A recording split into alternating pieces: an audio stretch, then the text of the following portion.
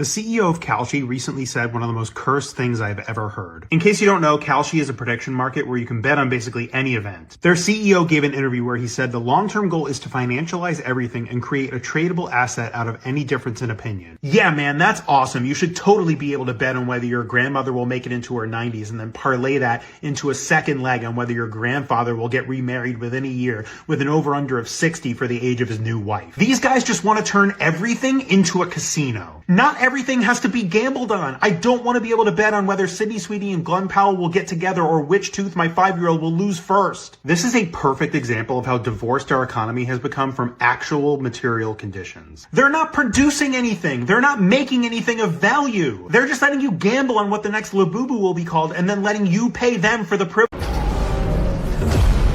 What's your next prediction?